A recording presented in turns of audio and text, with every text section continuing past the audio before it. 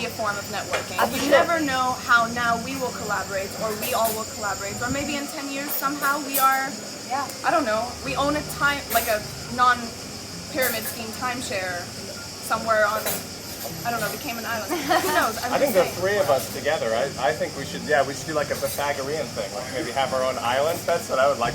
And then like start a cult. I think that'd be kind of cool. Let's But, go you know, for it. That's a conversation for another time. Yeah. Maybe we Point haven't is- had enough beers. For that Point conversation. is, Irini is absolutely right. Yeah. That's how you should network wherever Absolutely. you are. That's true. Whoever, whenever. Yeah. Seize the day. That's a good I one. hate that expression, but And I have a lot of articles I should write, but that's one that I think I should write. If you guys would like to have something around like how to properly network or what is real networking, because I know that I did it wrong at the beginning. It was mostly me In his talking old about age. myself. Yeah, exactly. But there's a proper way to network, and it's much less about what can I get out of this. formal, I think, than people Yeah, exactly. are led to believe. For sure. And usually those formal situations, the formal networking groups, was where I get the least amount of network, or like the least amount of contacts, because everybody's just like trying to sell me some shit that I don't really want to do, and they're not really On that focused on the note, connection. I don't know if this is totally relevant to you all, but I'm a recent member of Lunch Club. Have you heard of Lunch Club? I have. It's an online one. And it's an online networking / social / video calling of whatever you want to make it. And I highly recommend it because you can get advice from people from the same industry as you, from different industries, from different backgrounds, cultures, countries, whatever. And it's a really great way to cultivate your type of networking style with no pressure, no expectations. Yeah. So Which Lunch I think Club. is phenomenal. Lunch Club, look it up. You need to be invited to it, so you're definitely going to have someone in your network that is part of it. Yeah. You can ask me if you're, because I got an invite from a friend like 2 years ago. I don't know if maybe they cut it off now. Maybe not 2 years ago. But if you have I the don't know, but I invite, think get on it. It is absolutely you can ask me for the invite. I think I phenomenal. do. I've had the best experiences in a short few months, and it's Pretty cool. really great. I live by Lunch Club. Nice. I'll make this a thing. Do you have like a coupon code or anything where you can get a kickback from? No, it's not gets- paid. It's completely free. No, they give her money to promote. No, they don't really. Can I say what I'm a member So, of?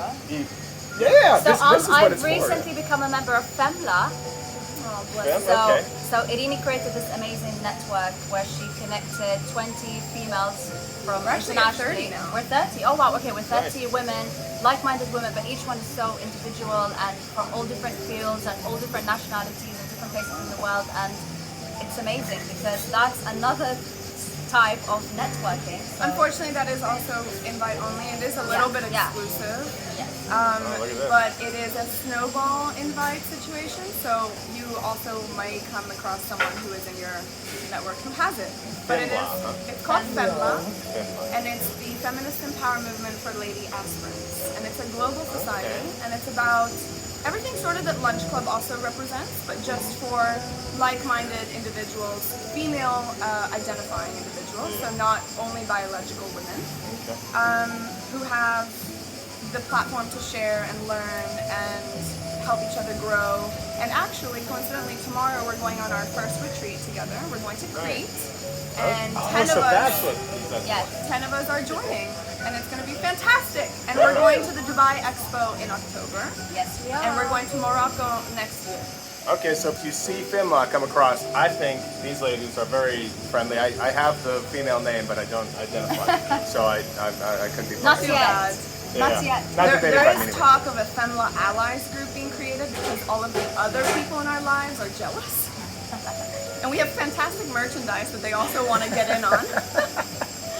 Well, clearly, like I'm doing pretty good on He's doing pretty well. Yeah. Well So, done. okay, so Irina, Irina. No. Irini, which means peace in ancient Greek, right? Or modern Greek.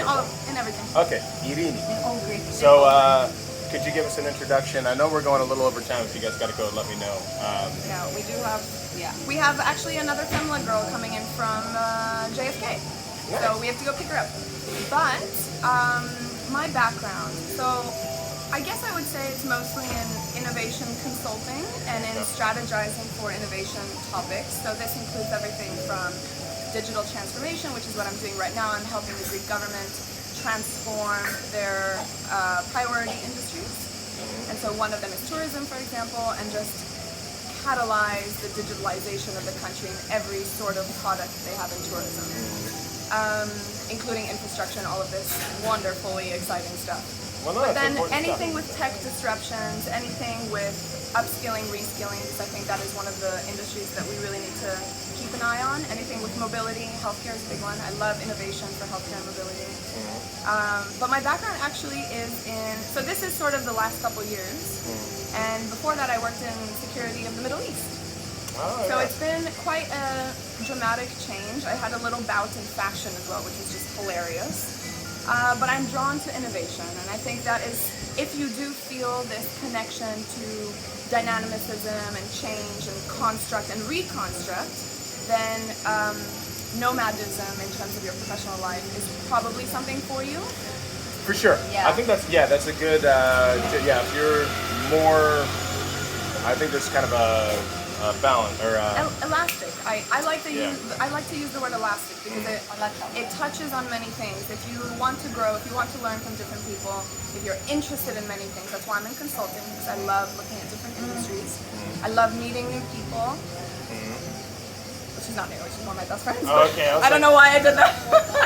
I was thinking for a second, I was like, damn, you are really good at meeting people. Because But we did actually meet quite auspiciously X number of years ago at a brunch. Okay, I really like these words. Auspicious. I've never used that word, ever. I actually learned this word in Sri Lanka. Nice. Randomly enough, they use that at a wedding. They use auspicious in like big life events very often. And they were like, on this auspicious day, and I was like, I've never heard that used like that. And so now I like it. It's a beautiful word. It's also spelled so elegantly. I don't know. Anyway, so that is my background. I think also I'm a tri-national, and so that already sort of gave me flexibility to get my roots in different places. Yeah. I'm also a former professional athlete, so that took me all over the world. Okay. And I think that was just a really good foundation that was formed organically for me to then build on becoming a sort of digital nomad and being very comfortable. Yeah. It happened very organically, I will say that. No, I agree. I think when you have multiple nationalities and when you're raised in different countries and you're from different cultures, it also makes it, that doesn't make it easier. I don't know what I want to say. It makes you less phased. Yeah, you just go for it. It makes Yeah. you want to take risks and go out there and explore because you're already used to it. Like Yeah. I always say, I don't have a comfort zone, and that's true. I don't have this. This is bad and good because it means that there is no place that I call home. Like if someone's like, "Are you going Yeah, home?" same. I'm like, I don't know what that is, and I don't know what that feels like. Same. So that's sort of the bad part, and you're very I got a nice hotel room, isolated. but I kind What? of feel it. I was just making a joke. I got a very nice hotel room. Yeah. That kind of it's pretty nice. Well, yeah, There's a painting for on a the wall. long time, especially working in the Middle East and in an industry that needed me to be in different countries always. For at least 12 months, my home was a suitcase, and that Yeah. can be very isolating and very difficult to psychologically sort of Yep. deal with, Yep. and emotionally because you also say goodbye to a lot of friends Yep. often. Absolutely. But the plus side of that is just being able to feel sort of at ease. I won't say comfortable because there's always a bit of discomfort in the foreign. Yep.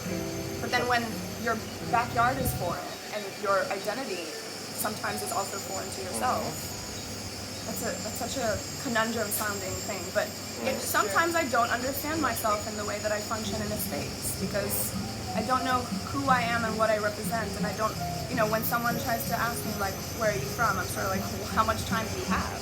Yeah. That's intense. Yeah. I mean, so a couple of things that I heard that I really liked is your openness to change. There's I can't think of the right word, but there is Bandwidth? no. But anyway, so your openness to change. So somebody who's a little more open to change. If you're not as comfortable with change, perhaps digital nomad lifestyle wouldn't necessarily be. Or maybe just Unless you try wanna it push because you yourself. never know. Or you could. That's You true. never know if you don't try. Yeah. And the pushing yourself, that is, with you two, you probably, psychologically, you didn't have that barrier. I grew up in like a small town in Colorado where like, neither of my parents speak any foreign languages at all. My dad speaks a little bit of So you Spanish. had that So there was a boundary. big barrier for me to go to Costa Rica and to Vietnam in the first couple trips. But like that barrier will break down, just like it broke down with you at a very young age. Well, maybe it didn't break down. I think I was guess born that's without a genetic. barrier. Yeah. Now we're getting into I don't know. too much philosophy, but anyway, that barrier will break down, and you, so you can be there as well. So the one thing that I do have a